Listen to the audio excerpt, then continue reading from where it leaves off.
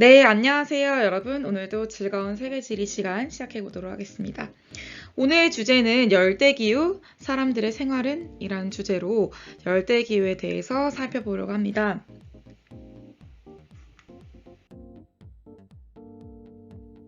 네, 본 영상은 온라인 개학용 영상이므로 저작권 지켜주시고 자, 오늘의 목차 들어가겠습니다. 오늘 10강이고요. 열대기후 사람들의 생활은 어떠한가를 먼저 기후그래프 읽는 법부터 시작해서 열대기후의 특성, 그리고 열대우림기후와 열대사바나기후 두 가지를 정리해 보려고 합니다. 자, 학습지 여러분 준비하시고 출발하시도록 하겠습니다. 네, 오늘 내용의 시작, 느낌적인 느낌부터 시작해 볼게요. 네, 오늘 느낌적인 느낌은 바로 월트 디즈니의 타잔 영화로부터 시작해 보려고 합니다. 제가 영상 가져왔는데 잠깐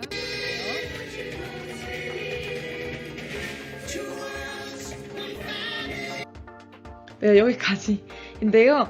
깜짝 놀랐을 것 같아요, 친구들. 제가 소리를 조금 줄였어야 됐는데 보시면은 지금 타잔에 대해서 영화를 짧게 가지고 왔습니다. 타잔이 지금 제인과 함께 살고 있는 이곳이 바로 열대우림기후. 열대우림기후 지역의 열대우림이라고 할 수가 있습니다. 영어로는 레인포레스트라고 부르는 곳인데요. 어떤 특징을 가지고 있는지, 어떤 분포를 보여주고 있는지 살펴보도록 하겠습니다. 오늘 들어가기 전에 먼저 기후그래프 읽는 법부터 정리해보고 갈게요. 자, 기후그래프 읽는 방법 오늘 간단히 설명해보고 갈 건데요. 기후그래프를 읽을 때에는 여러분 주의해야 될 것들이 있습니다. 먼저 최한월 평균 기온을 살펴봐 주셔야 돼요. 우리 지난 시간에 얘기했던 쾌펜의 기후구분에서 최한월 평균 기온 18도 기준, 그 다음 최한월 평균 기온 마이너스 3도 기준, 이게 굉장히 중요했었죠. 그래서 뭐였나요, 친구들? 최한월 평균 기온 18도 기준으로 이것보다 업이면 뭐가 되나요? 열대기후가 되는 것이었고요. 그 다음 얘와 얘 사이 최한월 평균 기온이 영하 3도 이상인데 18도 미만인 경우 요 사이에 뭐가 있었죠? 요 사이에 바로 실기후가 있었습니다. 그리고 최한월 평균 기온이 영하 3도 미만인 친구들이 뭐였죠? 미만인 친구들 바로 우리가 D기후, 냉대기후로 정리를 했었습니다. 그런데 이 냉대기후와 또 한대기후 그 차이를 구분하기 위해서 최난월 평균 기온을 정리했었어요. 최난월 평균 기온 10도. 가장 따뜻할 때의 평균 기온이 10도가 안 되는 친구들이 한대기후였고요. 10도 이상인 지역들이 냉대기후, D기후였던 거 기억 떠올려 보시면 되겠습니다. 두 번째 2차 구분으로 강수 분포 구분했던 거 기억나시죠, 친구들? F, 그다음 S, W 요 세 가지 강수 계절과 강수 양에 따라서 구분하는 거 기억 떠올려 볼 수 있을 겁니다. F는 뭐였나요, 친구들? F? 그쵸? F 항상 많이 온다, full이라고 기억하라고 했었습니다. 그다음 S는 뭐였나요? S? 그쵸? 제가 영어로도 친절히 철자까지 다 써줬던 summer dry. 그래서 여름이 건조하다 이렇게 얘기했었고요. 다음 W 뭐였나요? W? 그쵸, winter dry라고 해서 겨울 건조한 것 정리했었습니다. 그 다음 또 중요한 것이 있어요, 친구들. 남반구, 북반구를 구분을 할 수 있어야 됩니다. 남반구, 북반구 어떻게 구분하냐? 우리가 살고 있는 곳이 북반구이기 때문에 북반구, 우리가 살고 있는 곳 기준으로 북반구인지 아니면은 다른 곳이다, 그럼 남반구라고 구분해 주시면 되겠죠.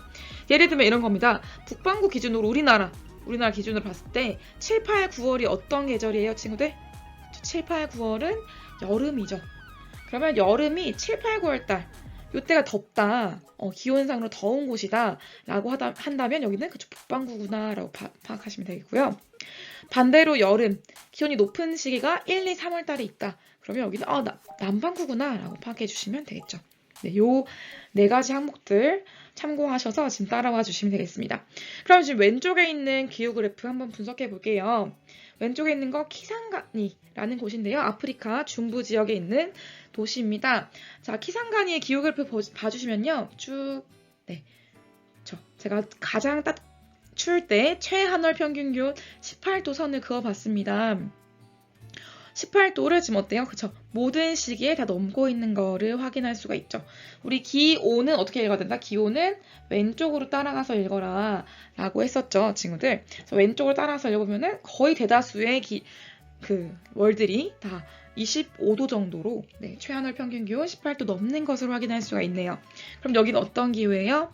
그쵸. A기후, 열대기후에 해당된다라는 것을 확인할 수가 있겠습니다. 두 번째로 강수량 살펴볼게요. 강수량 어떻게 본다 했죠? 강수량은 그쵸. 이렇게 오른쪽으로 따라와서 읽어주시면 되는데요.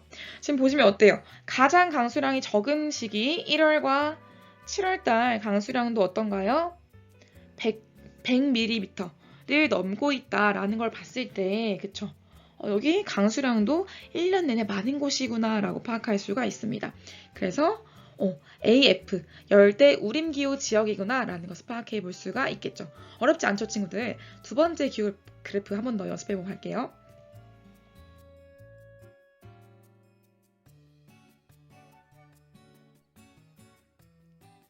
네, 두 번째 기후 그래프 확인해 볼게요. 리스본의 기후 그래프입니다. 제가 굉장히 좋아하는 포르투갈의 리스본이라는 도시인데요. 제가 또 선을 그어봤습니다. 짠, 요렇게. 네, 최하늘 평균 기온 18도 선과 최하늘 평균 기온 마이너스 3도, 영하 3도 선을 그려봤습니다. 어떤가요, 친구들? 그쵸? 지금 가장 추운 달 최하늘이 지금 10도 정도인 걸 봤을 때 어때요? 최하늘 평균 기온이 영하 3도 이상이지만 18도 미만이다 라는 거 봤을 때 어떤가요? 그쵸, 얘는 시기후, 온대기후에 해당되는 것이구나 라는 거 파악해 볼 수가 있겠습니다. 그럼 두 번째, 2차 구분 우리 강수량 봐야겠죠. 강수량 오른쪽으로 따라간다 라는 거 기억해 주시고요. 지금 강수량 많은 시기 있는가 하면 강수량이 적은 이런 시기도 있습니다. 그쵸? 지금 보니까 6, 7, 8월 달 우리 북반구 기준으로 여름철에 강수량이 적은 것을 확인할 수가 있고요. 지금 그쵸. 기온 봤을 때도 기온이 높은 여름철에 강수량이 적은 것을 확인할 수가 있습니다. 이런 기후는 흔치 않아요. 여름철 강수량이 적은 기후, 바로 CS, 지중해성 기후다 이렇게 파악해 볼 수가 있습니다. CS 기후는 아직 배우지 않았기 때문에 우리 다음 시간에 천천히 살펴볼 겁니다. 이렇게 기후 그래프를 읽는 방법 잠깐 간단히 살펴봤고요. 그러면 오늘의 본 내용 열대 기후로 넘어가 보도록 하겠습니다. 자, 오늘의 본 내용 열대 기후 넘어가기 전에 너무 자주 보는 그림인데 바로 그쵸. 우리 배웠던 계절별 기압대의 이동 다시 한번 살펴보려고 합니다. 왜냐면 얘가 이동하는 거 기억하시죠, 친구들? 다시 한번 제가 애니메이션으로 확인시켜 드리려고 해요. 자, 우리 대기대순환에 의해서 적도 부근에는 적도 저압대, 그리고 아열대 고압대, 고위도 저압대, 극고압대 이렇게 형성되는 거 이해했었죠? 이 친구들이 어떻게 되냐? 여름철, 북반구 기준으로 여름철 하지가 되면 어떻게 되냐요? 그쵸, 얘가 쭉 상승합니다. 상승해서 그쵸, 원래 아열대 고압대가 있는 지역들이 적도 저압대 영향을 받게 된다라는 거 파악해 볼 수 있겠고요. 그리고 북반구 기준으로 동지가 되면 어떻게 되나요? 동지, 겨울철 되는 순간 찡 내려가면서 얘네가 그쵸, 적도 저압대, 적도 수렴대가 내려가게 되고 지금 제가 체크했던 부분, 요 부분이 이제 하지에는 북반구 여름에는 적도 저압대 영향으로 비가 많이 왔던 반면에 또 지금 어때요? 북반구 겨울철에는 아열대 고압대 영향으로 비가 적게 오는 것 확인할 수가 있겠습니다. 그래서 이런 식으로 계절별로 기압대가 이동하게 되면서 비가 많이 오는 지역과 적게 오는 지역이 차이가 나게 된다라는 게 오늘의 포인트라고 할 수 있어요. 그래서 요거 먼저 다시 살펴본 것이고요. 그러면 오늘 배울 케펜의 기후 구분에서 열대 기후, 오늘은 열대 우림 기후와 그다음 열대 몬순 기후는 안 배울 거고요. 열대 사바나 기후 요 두 가지 정리해 보려고 합니다.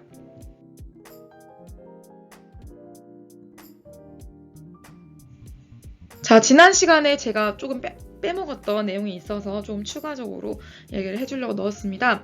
우리 지구가 자전을 하면서 공전을 하고 있는데 자전은 어떻게 똑바로 하지 못하고 23.5도 기울어진 상태로 자전하고 있다고 배웠죠.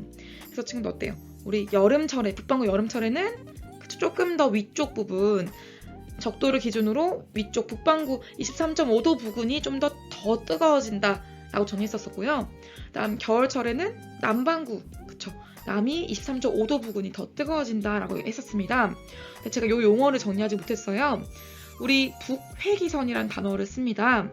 그 북반구의 기준으로 여름철에 더워지는 곳, 그쵸? 북반구 이렇게 적도가 지나가고 있거든요.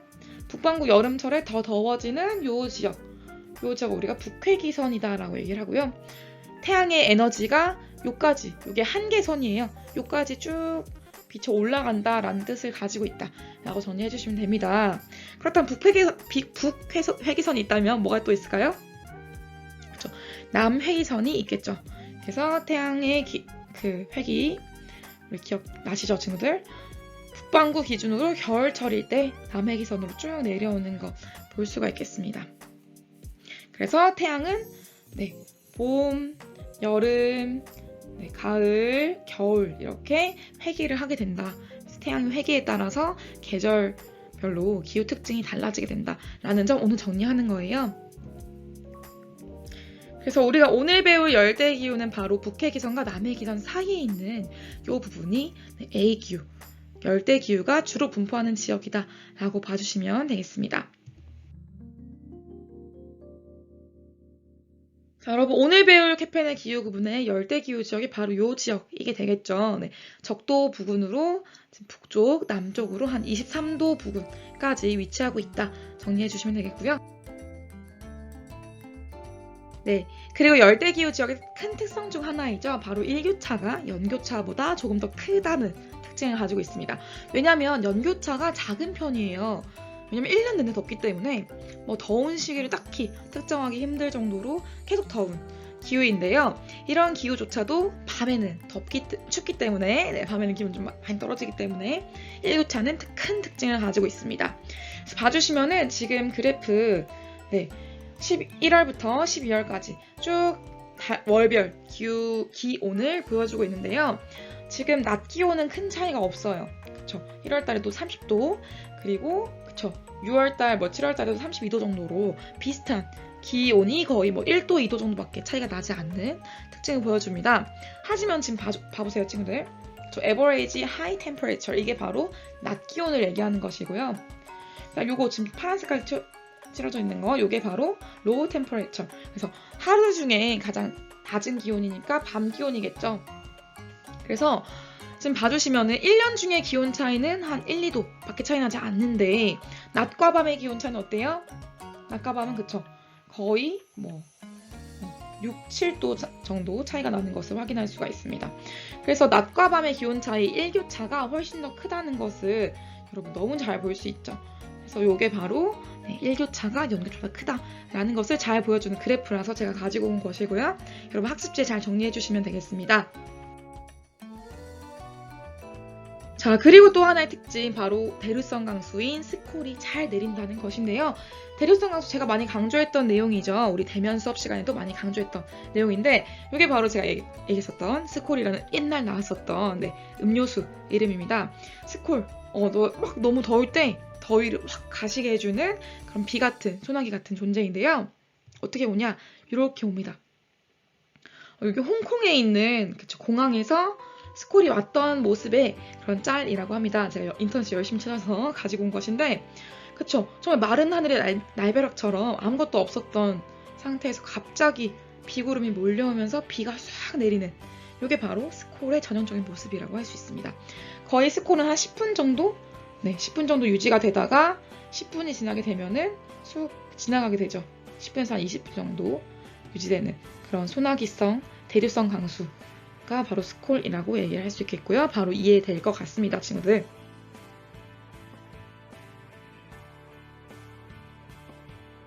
자, 여러분 넘어와서 우리 기후 그래프를 하나씩 살펴볼 건데요.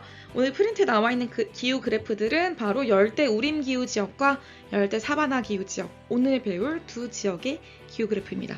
이 정도 분석할 수 있겠죠, 친구들? 어려워도 괜찮아요, 친구들. 저와 함께 하면 되니까요. 첫 번째 이키토스부터 먼저 살펴볼게요. 이키토스 보면은 지금 어때요? 둘 다 마찬가지인데 사실, 그쵸? 둘 다 제가 최하늘 18도 선을 쭉 그려볼게요. 18도. 보니까 어때? 지금 이퀴토스와 다윈 모두 다 18도 이상의 네, 기온을 보여주는 거 봤을 때 둘 다 A구나, A기구나 라는 거 파악할 수가 있습니다. 그럼 두 번째 강수량 봐야 될 텐데요. 강수량 어떤가요?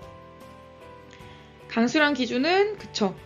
우리 지금 학습지에 나와 있지만 강수량 월별 강수량이 매월 100mm 이상인 곳들은 바로 우리가 그쵸. 맨날 비가 많이 오기 때문에 항상 비가 많이 오는 곳 AF다 라고 정리해준다 했죠. 그런데 다윈 볼게요. 다윈 어떤가? 지금 역시 100 기준으로 쭉 그려보면은 그쵸 친구들 여기 지금 해당되지 않는 구간이 나오네요. 지금 비가 많이 안 오는 지역들 5월, 6월, 7월, 8월, 9월까지는 다윈 같은 경우에는 비가 적게 오는 기간이 있습니다. 이거 뭐라고 할까? 여기 바로 비가 적게 오는 기간 건기라고 할 수 있겠죠. 건기. 여기 건기를 가지고 있는 기후 뭐예요? 덥긴 덥지만 건기를 가지고 있다. 그래서 우리가 열대 사바나 기후. 네, 요때가 지금 기온이 좀 낮은 겨울이라고 해당될 수 있기 때문에 겨울에 건기를 가지고 있는 곳 윈터 드라이 AW가 되겠죠. 그래서 정리해보면 열대우림, 이퀴토스는 열대우림 기후 지역이구나 라고 파악할 수 있겠고요. 다윈은 뭐예요? 다윈은 열대 사바나 기후 지역이다 라고 정리할 수가 있겠습니다. 어렵지 않죠 친구들? 이렇게 정리해 주시면 되겠습니다.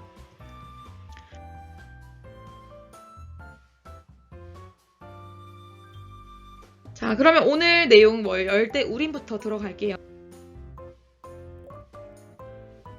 네, 오늘의 첫 번째 기후지역인 열대우림 기후지역 위치 확인하고 가겠습니다. 위치는 지금 교과서에 나와 있는 자료이고요. 위치 봐보시면 여기 이렇게 위치하고 있습니다. 지금 보시면 아시겠지만 친구들 여기 아프리카 안쪽에 있는 콩고 분지에 많이 위치하고 있고 동남아시아에서도 적도를 따라서 요 부근에 많이 위치하고 있는 거 확인할 수 있겠고요.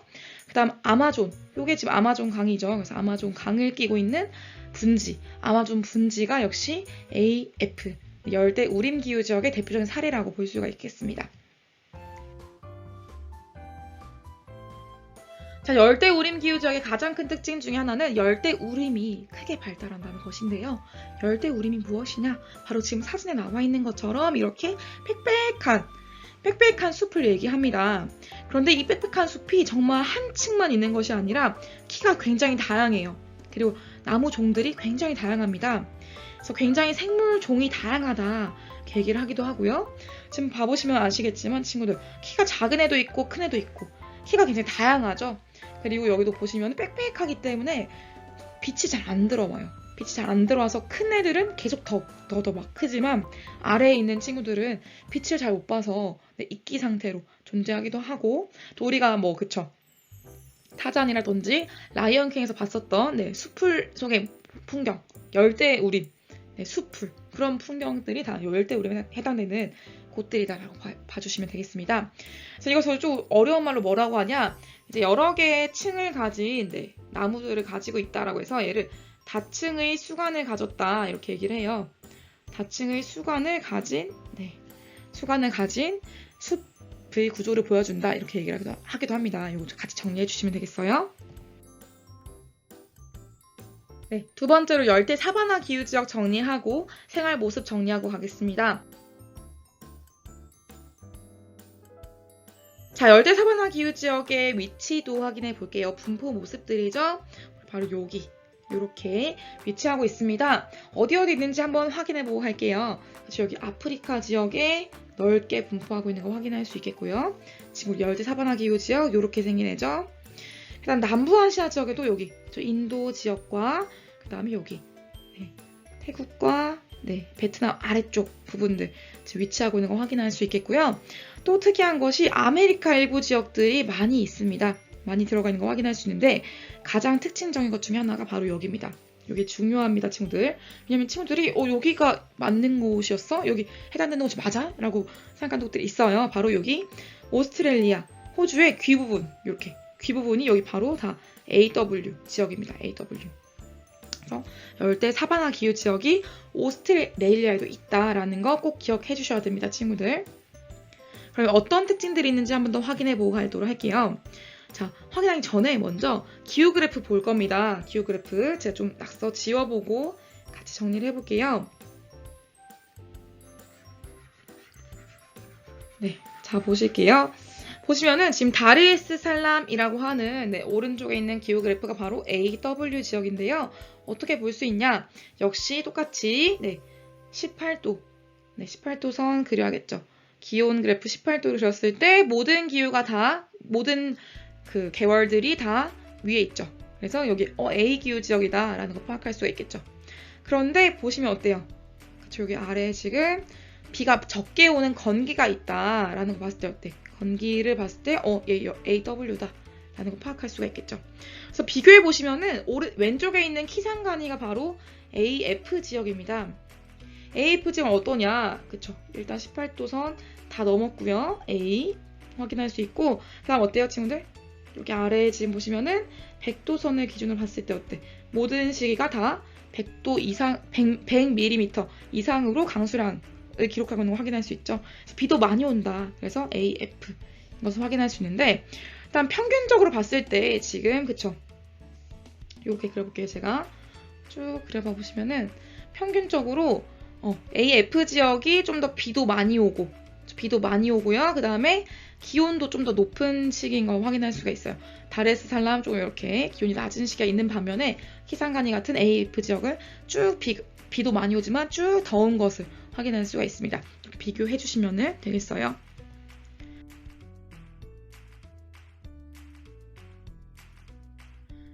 자, 그래서 AW가 왜 이렇게 강수량 차이가 나는지 우리 기압대 이동으로 한 번 더 정리하고 갈게요. 봐보실게요. 우리 이렇게 평상시의 그냥 봄과 가을의 기후 그래프, 기압대를 보여주고 있습니다. 그렇다면 이제 북반구에 여름 될 때 어떻게 될까? 여름 될 때 쭉 이동하겠죠. 이동하니까 그렇죠. 여기 요 지역이 바로 지금 AW 지역인데 AW 지역 어때요? 지금 적도 저압 때 빡 들어오면서 어때요? 비가 많이 오는 시기 되겠죠. 여름 때는 비가 많이 온다. 비가 많이 오는 지역이었어. 비가 많이 오는 다우 시기를 우기를 거치는 반면에 어때요? 겨울 갈게요. 북반구 겨울 띵 내려가게 되면 어떻게 되나? 북반구 겨울 때 보면 어떻게 되냐? 그쵸? 지금 아열대 고압대에 딱 영향력에 지금 미치고 있다는 걸 확인할 수가 있습니다. 그래서 비가 적게 올 수밖에 없는 시기.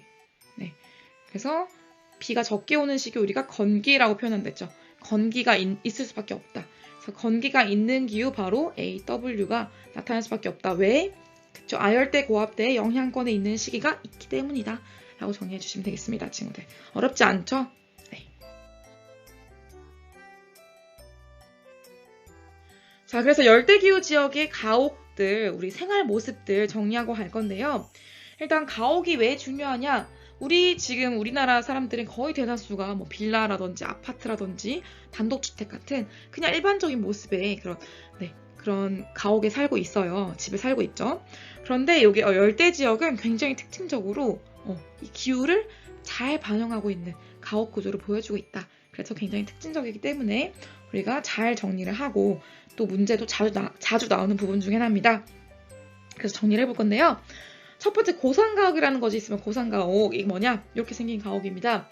지금 봐보시면은 그쵸? 사람들이 이렇게 있는데 집이 바로 1층부터 시작하는 것이 아니에요. 이렇게 쭉 띄어져 있습니다. 왜 띄어져 있냐? 그리고 지금 문이 없어. 보니까 막 다 통풍이 잘 될 수 있는 개방적 구조를 가지고 있다. 왜 그러냐? 너무 더우니까 덥기 때문에 더워서 라고 정리할 수 있겠고요. 다음 주재료가 지금 뭔가요, 친구들? 주재료가 주로 나무로 짓는 거 확인할 수 있어요. 왜냐면 사람들은 집을 지을 때 자기가 살고 있는 곳에서 제일 구하기 쉬운 재료로 집을 짓습니다. 그래서 이 지역은 아까 말했듯이 어때요? 열대우림, 빽빽한 나무들이 많이 자라나고 있었죠. 빽빽한 나무들이 보통 단단한 특징을 가지고 있어요. 그래서 이런 것도 우리 보통 가구나 집을 지을 때 많이 사용하는 단단한 그런 나무들입니다. 그래서 나무가 많기 때문에 주재료 나무로 집을 짓는다라는 거 바로 볼 수 있겠고요. 그 다음 또 특이한 게 뭐냐? 여기 비가 많이 온다 했잖아요. 비가 많이 오기 때문에 지금 습기가 너무 많아. 땅에 막 물이 너무 많은 거야. 그렇다 보니까 이 물을 피하기 위해서 조금 땅 위에 높여서 집을 짓고 있다. 그래서 습기를 피하기 위한 것. 습기를 피하고 싶었어. 이런 이제 구조 볼 수 있겠고요. 두 번째로 해충의 침입도 많습니다. 왜냐면 여기가 지금 날씨가 덥잖아요. 여러분 여름철에 어때? 그러면서 모기도 많고 파리도 많고 온갖 벌레들이 많이 돌아다니게 되죠. 더우니까 또 습기가 많고 살기 좋은 환경이 되는 겁니다. 그래서 너무 해충들이 많다 보니까 또 해충들이 또 바닥에 많이 살고 있어요. 땅바닥에. 그래서 얘들을 피하기 위해서는 조금 이렇게 띄워놓을 필요가 있었다. 그래서 해충, 해침을 피하기 위해서 약간 땅에서 좀 띄워놓은 그런 가옥 구조를 가지게 되었다라고 볼 수 있겠고요. 또 지금 보시면은 가옥의 위에 윗부분에 보시면은 굉장히 경사가 급한 가옥 구조를 보여주고 있습니다. 이렇게 급한 가옥 구조 뭐냐? 비가 똥 왔을 때 빗물이 잘 흘러내릴 수 있도록 만들어 놓은 것이죠. 그래서 강수가 잘 흘러낼 수 있도록 경사를 급하게 만들어 놓은 구조도 볼 수 있다. 이런 구조를 우리가 바로 높을 고자에 바닥 상자를 써가지고 고상가옥이라고 얘기합니다. 정리 쉽겠죠, 친구들?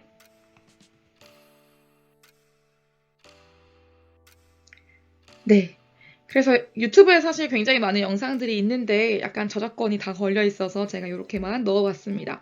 유튜브에 검색해 보시면은 이렇게 지금 중등사회 클래스로그라는 채널에서 이렇게 굉장히 잘 정리된 실제로 현실감 넘치는 열대 우림 기후 지역의 고산가옥 모습을 보여줬으니까요. 한번 참고해 보시면 좋겠습니다. 네, 그리고 역시 마찬가지로 사바나 기후 지역에서도 역시 가옥 구조가 특이하게 나타납니다.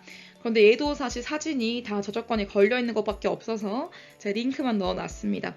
여러분 한번 봐보시면은 굉장히 현실감 있게 케냐의 우기, 그러니까 우기가 있다는 건 뭐예요? 지금 AW라는 거죠. 그래서 우기가 있고 건기가 있는 사바나 기후 지역의 케냐 모습을 정말 현실감 넘치게 확인해 볼 수 있겠고요. 지금 사바나 기후 지역은 뭘로 주로 집을 짓냐? 여기는 나무가 많진 않아요. 나무는 많지 않고 보통은 흙과 그리고 그 수풀이 많습니다. 흙과 나무들, 수풀을 활용해서 집을 보통 많이 짓는 것을 확인할 수가 있습니다. 그래서 얘도 영상 한번 보시고 참고를 해보시면 되겠습니다.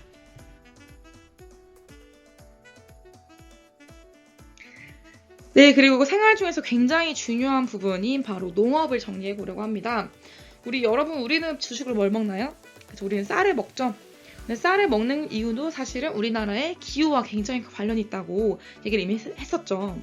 그런데 지금 이동식 화전농업이 바로 열대기후 지역, 특히 열대 우림기후 지역에 많이 이제 상행하는 농업 방식이라 할 수 있는데요. 왜 그러냐? 땅에 비가 너무 많이 오잖아요. 비가 너무 많이 오다 보니까 땅 속에 있는 영양분들이 쭉 있는데 이 빗물 때문에 싹 다 씻겨 내려가 버리는 겁니다. 그래서 영양분이 좀 있어야지만 영양분을 가지고서 이렇게 농작물이 쑥쑥 잘 자라나고 잘 키울 수가 있는데 영양분이 아예 없다 보니까는 농사를 짓기가 쉽지 않은 거죠. 그래서 이 사람들이 어떻게 했냐? 인위적으로 영양분을 만들어주는 거예요. 양분을 만들어주기 위해서 어떻게 하냐? 원래 있었던 나무들과 수풀들을 불을 지릅니다. 잘라버리고 불을 질러요. 그래서 지금 옆에 있는 모습처럼 불을 질러서 이 불을 태우면 뭐가 나올까요? 그쵸? 재가 나오겠죠. 이 재를 활용해가지고 재에 있는 영양분들을 활용해서 다시 그 지역을 풍족하게 영양분이 많아지게 만들어 놓은 다음에 농사를 짓습니다. 그리고 여기가 또 지력이 닿게 되면 다른 지역으로 이동을 하게 되는 것이죠. 그래서 이런 것을 뭐라고 하냐? 불을 짓고 농사를 짓고 그 다음에 떠나기도 하는 이런 농업 방식 바로 슬래시 앤 번 또는 이동식 화전농업이라고 얘기합니다. 이동식 뭔지 알겠죠? 이동한다는 거.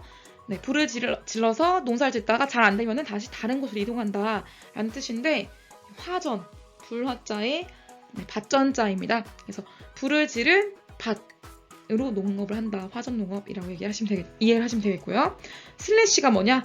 이렇게 나무들 베어버리는 거예요. 착착착 쌍둥쌍둥 잘라버리는 거 슬러시 앤 번 불태워버린다는 것이죠. 그래서 슬래시 앤 번과 이동식 화전농업 다 같은 농업 방식을 얘기해준다라고 봐주시면 되겠습니다. 이렇게 짓는 농업에서 가장 많이 재배하는 것들이 바로 이렇게 지금 나와 있는 카사바라는 작물이고요. 카사바 우리 여러분 익숙하지 않을 테지만 많이 먹고 있습니다. 밀크티 좋아하나요? 밀크티에 타피오카 펄 추가하죠. 우리 공차나 80T 가가지고 펄 추가할 때 넣는 거 타피오카가 바로 카사바에서 나온 것입니다. 타피오카.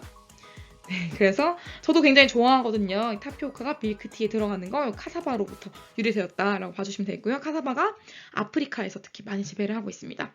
그 다음 또 많이 먹는 거 얌이라는 애가 있어요. 얌. 여기 위에 얹어져 있는 거 말고요. 밑에 있는 요거 감자같이 생긴 얘인데요. 고구마랑 좀 비슷해요. 뿌리 작물인데 요것도 많이 먹습니다. 그 다음 요거 우리 타로 감자. 타로 감자도 역시 마찬가지로 타로 밀크티 많이 먹죠. 저도 밀크티로 굉장히 익숙한 것 중에 하나인데 타로 감자도 아프리카를 비롯한 열대기후 지역에서 많이 먹는 열대기후 지역에서 많이 생산하는 그런 농작물이다. 이렇게 봐주시면 되겠습니다. 이런 것들 지금 다 공통점이 뭐예요? 다 뭔가 뿌리에서 기원하는 뿌리 작물이다 라고 이해를 해주시면 되겠습니다.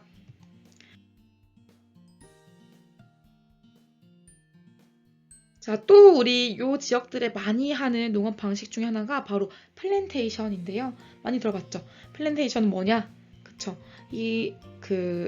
과거에 요 지역들, 특히 이제 열대기후 지역들이 과거에 식민지였던 곳들이 많았죠. 그래서 식민지였던 지역들의 노동력 플러스 뭐예요? 이제 제국주의 국가들의 식민지를 갖고 있었던 영국이나 미국이나 프랑스나 독일 이런 제국주의 국가들의 자본과 기술 이런 것들이 합쳐져서 그쵸 노동력과 자본 기술을 합쳐서 만들어 놓은 대규모 농장식 농업을 우리가 플랜테이션이라고 얘기했었습니다. 근데 그 중에 대표적인 사례가 바로 여기지. 아주머니가 굉장히 환하게 웃음을 짓고 계시지만 되게 힘든 농업이에요. 바로 우리가 너무 좋아하는 카카오 요겁니다. 카카오 이렇게 생겼어요. 친구들 카카오 그 열매가 이렇게 생겼습니다. 요 열매를 따면은 여기 쭉 갈라보면 안에 알갱이들이 들어있어요. 열매들이 들어있어요. 이걸 바로 먹으면 너무 써요. 우리 그 카카오 100% 이런 거 먹어봤죠? 친구들 90% 이런 거. 너무 쓴데 여기다 설탕 넣어가지고 가공을 해서 먹는 것이 우리가 먹고 있는 초콜릿이 되겠죠. 그 다음 자주 플랜테이션으로 많이 농사를 짓고 있는 것 중에 하나가 바로 요건데요. 뭐냐 나무에다가 다 이렇게 막 흠집을 내요. 흠집을 내면 이렇게 우유 같은 하얀 색깔 액체들, 끈적끈적한 액체들이 나옵니다.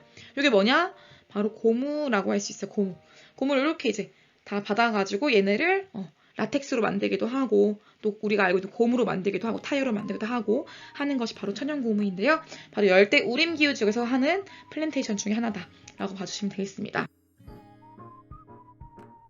네, 또 역시 마찬가지로 요거 뭐냐? 지금 이 농작물 바로 이렇게 생겼습니다. 네, 익숙하죠, 친구들? 그쵸, 우리가 익숙한 바나나, 버네널.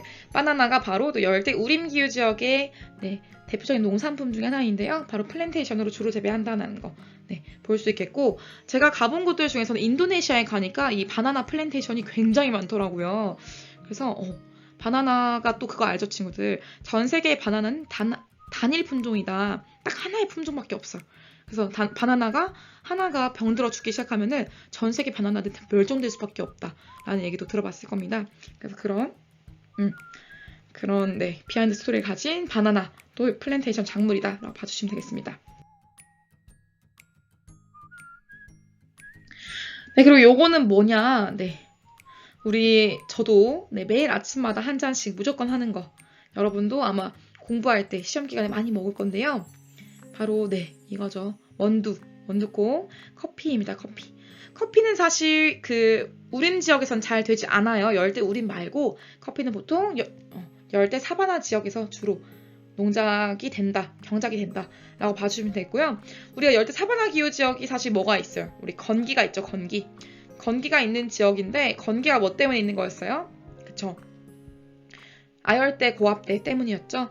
아열대 고압대의 영향을 받는 그 지역들, 사바나 기후 지역들을 우리가 다른 말로는 커피 벨트라고 하기도 합니다. 커피 벨트. 이 지역에서만 커피가 잘 경작이 되기 때문입니다. 커피 벨트. 우리 스타벅스 같은 데 가면은 벽에 굉장히 크게 세계지도가 있는 거 많이 봤을 거예요. 왜냐면 커피 벨트를 표현해주기 위해서 세계지도 많이 그려놓습니다. 그래서 커피 벨트가 바로 사바나 기후 지역에 있다라는 거 우리 자주 먹는 거니까 기억해 둬야겠죠? 네, 그리고 요거는 또 무엇이냐? 우리 여러분 이거 없이 아마 못 살 겁니다. 저도 마찬가지인데요. 바로 사탕수수, 우리 설탕 많이 먹죠. 설탕이 바로 사탕수수에서 온다는 거 알고 있겠죠, 친구들. 설탕도 바로 사바나 기후 지역에서 많이 생산되는 것이라고 할 수 있습니다. 지금 보시면 어때요?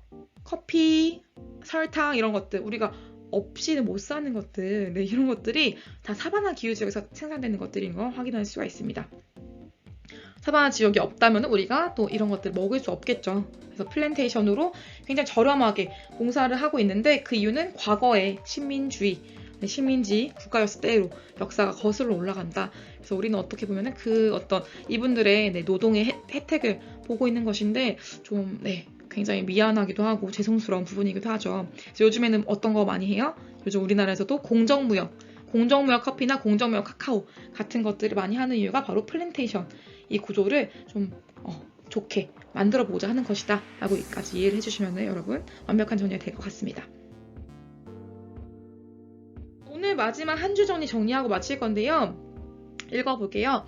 최하늘 평균 기온 18도 이상인 곳들을 열대기후 지역 A기후로 구분하면서 이 기후 지역 중에서도 강수량과 강수 시기에 따라서 뭘로 구분한다? 연중 강수량이 많은 AF 지역, 열대 우림 기후 지역과 그 다음 건기가 있는 AW, 열대 사바나 기후 지역으로 구분한다. 열대 우림, 열대 사바나 빈칸 채워주시면 되겠습니다. 오늘도 여러분 수고 많으셨고요. 오늘 열대 우림, 열대 사바나 두 가지 정리했고 다음 시간에 우리 열대 몬순 기후 지역과 그다음 비기후 지역, 건조 기후로 넘어가도록 하겠습니다. 이렇게 정리할 건데 속도가 좀 빠를 수 있어요. 여러분 잘 따라와 주시면서 기출문제 푸는 거 잊지 마시고요. 오늘도 수고 많으셨습니다. 고생하셨습니다. 안녕.